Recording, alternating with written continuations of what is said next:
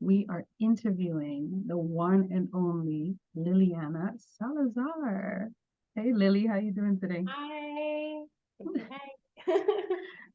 So let's just get the tea out of the way. I know you're drinking some tea over there, Shari's tea. Which tea? Cheers. Which tea are you sipping on? The raspberry revival. I have, some cramps happening, and so this is obviously the perfect blend for that. So I'm really great. Yes. Mm-hmm. With a little quick story about that. Like somebody ended up messaging me a while back and saying, "Do you have like a raspberry tea, like a woman's blend?"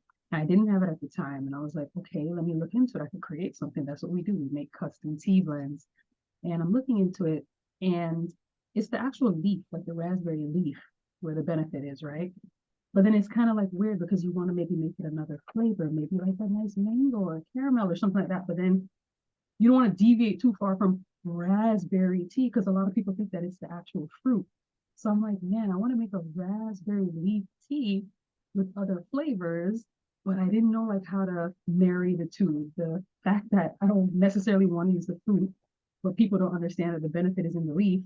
So I don't know. We have the raspberry revival that has like a little bit of different fruit blends, and I don't know. I hope you like it. So it took a Push. while to create that one. So let's talk a little bit about like how we know each other. We kind of go back, way back, right? Like high school days. Uh-huh. But I I feel like we really started to connect a lot. Definitely at Florida State when we had like our yeah, nightly chats. yes, We're definitely. That you're one was of my you're one of my friends that like we definitely have like those late night chats and we can always like connect on that level. grateful for those moments and for the moments we still have like this. Exactly. So, Liliana Salazar, you have an entire brand. You have gone to fashion school, you design, you have that. You're my fashionista friend. So tell us a little bit about who you are, your brand, what you do, and your unique story about where you are physically, like right now. I love that. So I design and co-create with Mother Nature.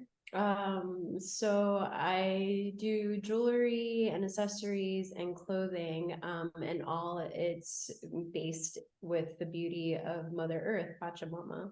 So the concept is really just bringing like showcasing it in a way to really honor and appreciate what Mother Earth does naturally, which in connecting with nature, we're able to connect to our true nature and it's adorning that soul and essence, right? It's so my jewelry is really in essence like trying to connect you to nature and your true nature. So I have watermelon. This is watermelon, real watermelon, strawberries, kiwi, and fruit as well. So I love how it's funny because I love how your tea has fruit blends and I create with fruit as well. So just in a different way where it's adorning the body and you're, nourishing the body. So definitely a connection there.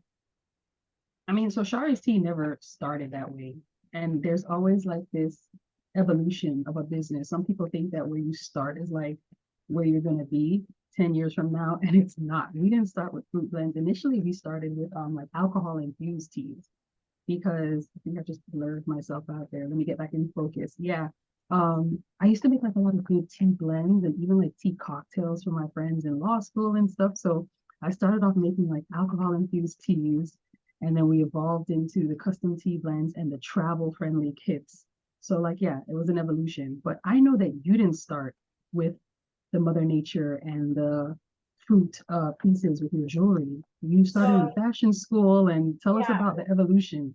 so I would say like from as long as I can remember, because both of my grandmothers were seamstresses. One I got to know in life, and so just being even around the sewing machine is nostalgic.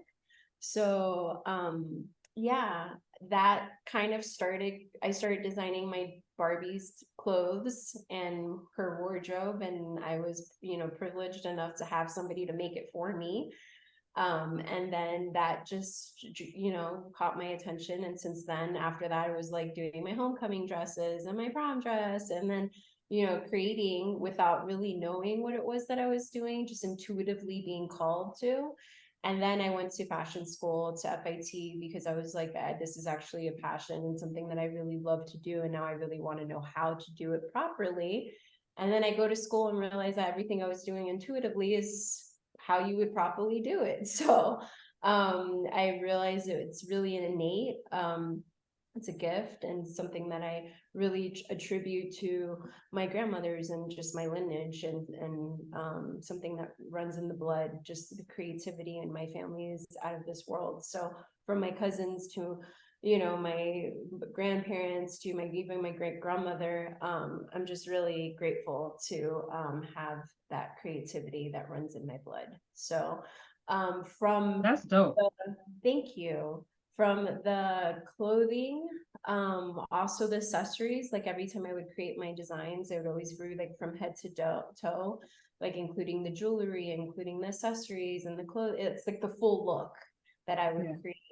And then I would come to Colombia because my parents are from Colombia, and I would Yeah, come you were every talking about your blood. Like, where is your yeah. bloodline from? Yeah, so from Colombia. And so we would come and vacation the summers here, and I would go to markets, like artisan markets, and I would just be always so blown away with the craftsmanship and the creativity and the innovation. And so in one of those visits, I actually accidentally, but nothing is by accident, tripped over my artisan's bag that was filled with, merchandise.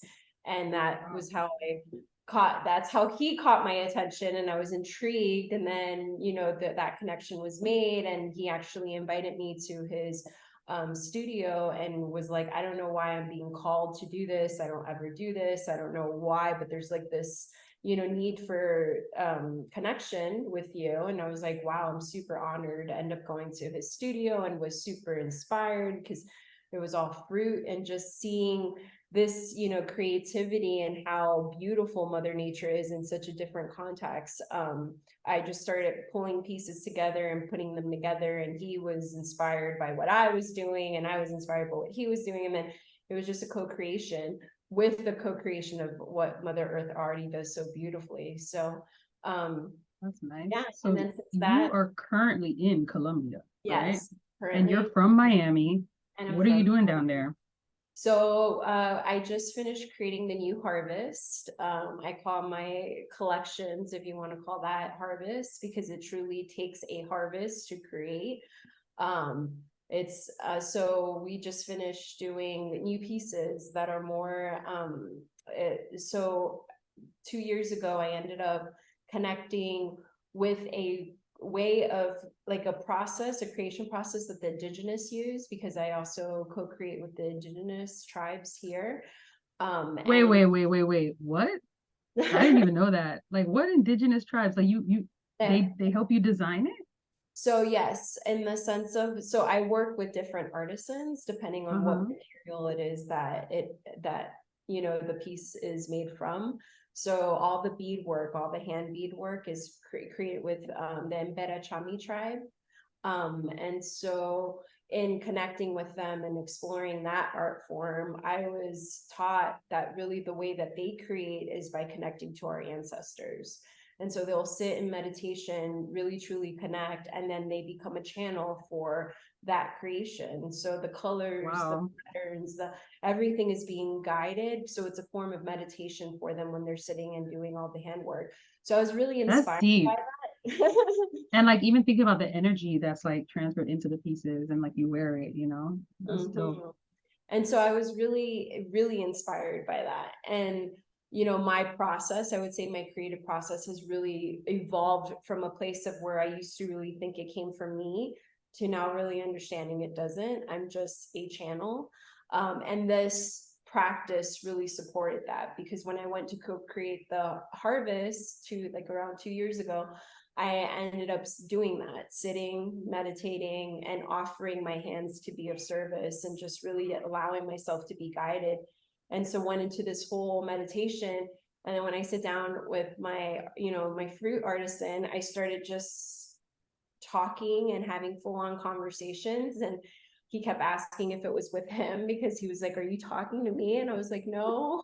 Like, The unfortunately, higher being, like I'm talking about the well, universe here. it turns out that I was actually having conversations with my two grandmothers and an aunt of mine who was like a grandmother for me, and the three of them were very hands gifted with their hands. So they're from crochet to sewing to creating.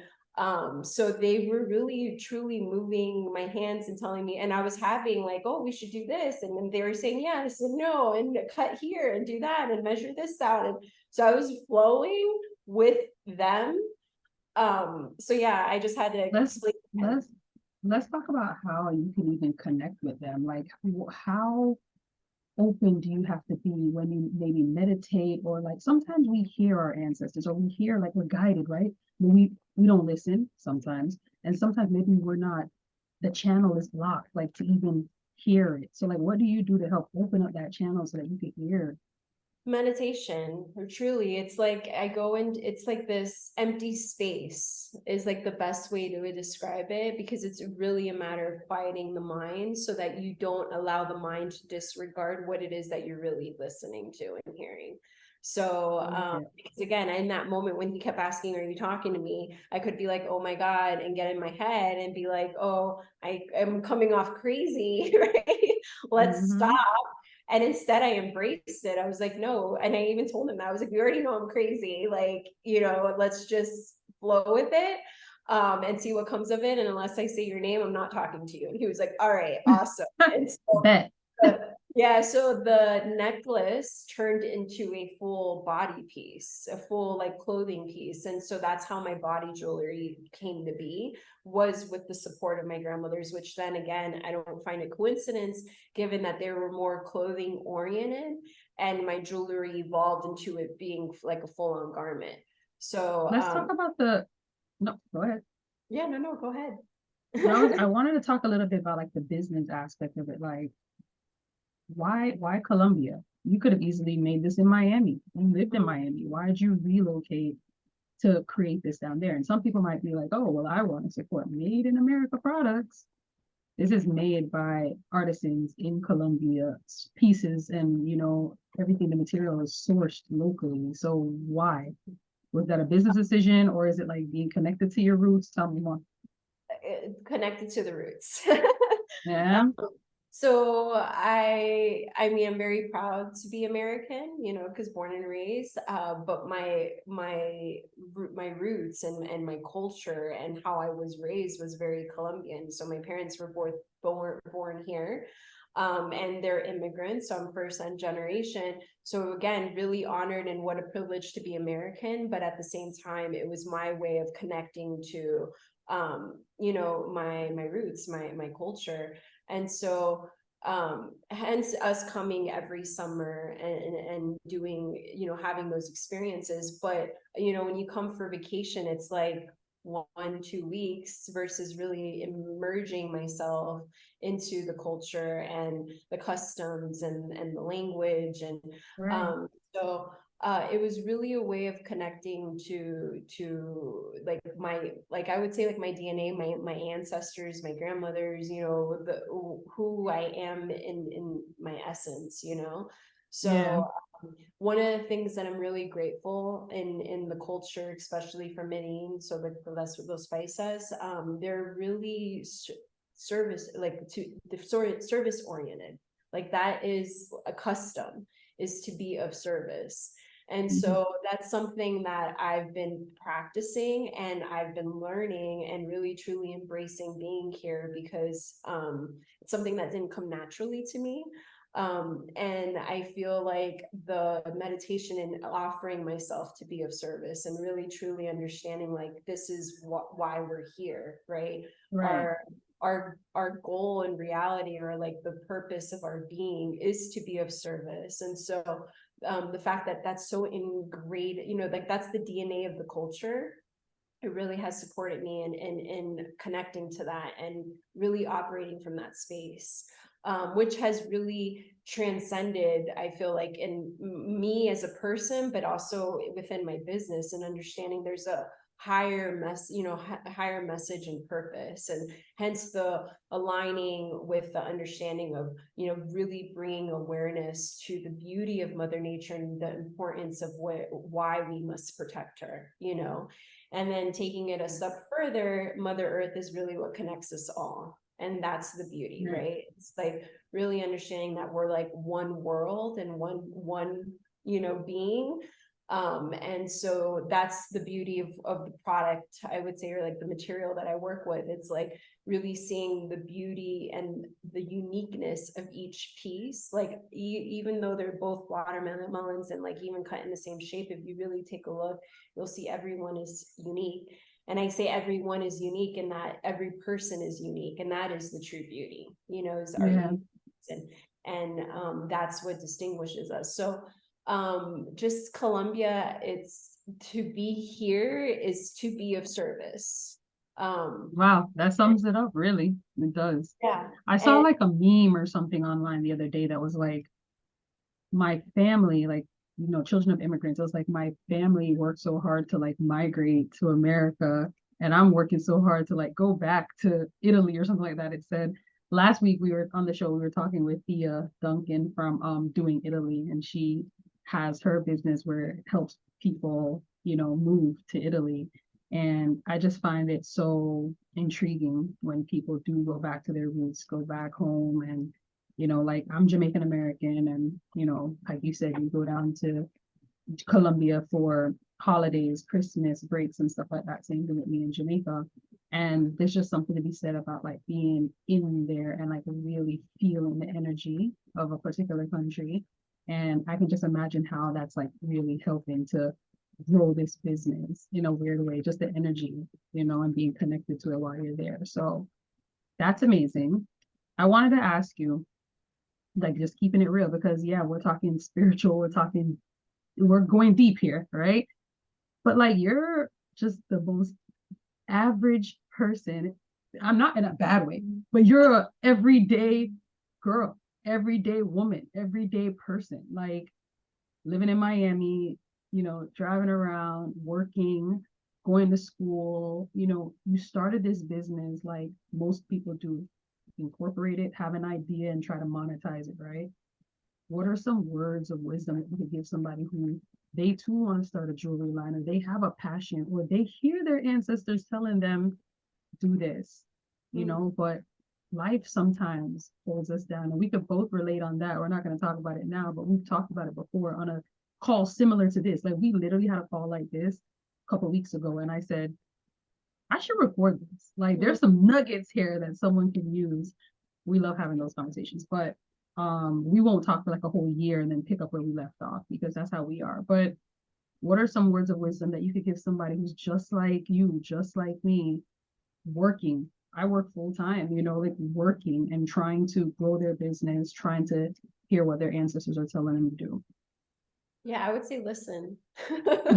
Ah, yeah. Yeah, listen, really. And that, I feel like, meditation has become very important for me, because that is in essence quieting the mind and listening, because we have all the answers, everything is there. It's just whether or not we're open and ready to receive.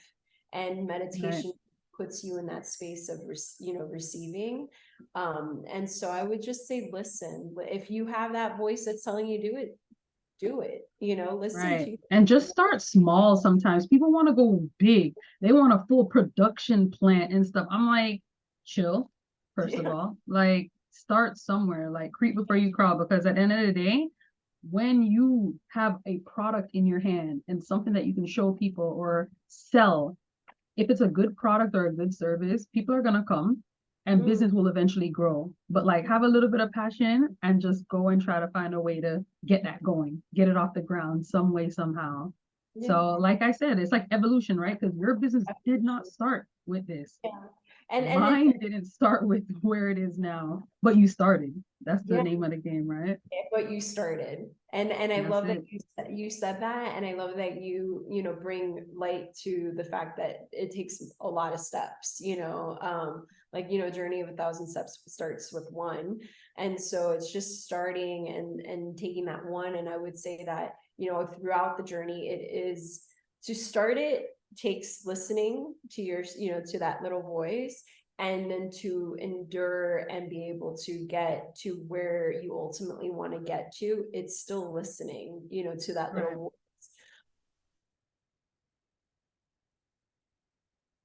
you know. So yeah, that little voice is your guide, and it's really allowing it to speak volumes. So and to get to that point, it's listening, you know, and baby steps. That little voice can be a whisper, and then later on it will become very loud, and you know, the work that you've put in will be seen. So And that's something it's just that staying all of us consistent. have, right? So it's not anything like money. People will say, well, I don't have enough money to start my business. It has nothing to do with money. I don't have enough time, resources. The list goes on and on of what you don't have. But something that we all have, like this innate, is like that spirit, right? The ability to hear what like your gut is telling you, or feel a passion, feelings. Like we all have that, you know? So start there, and Mhm. then the rest will come. I think if you open up to it, if you're like in that place of receiving, like it'll come.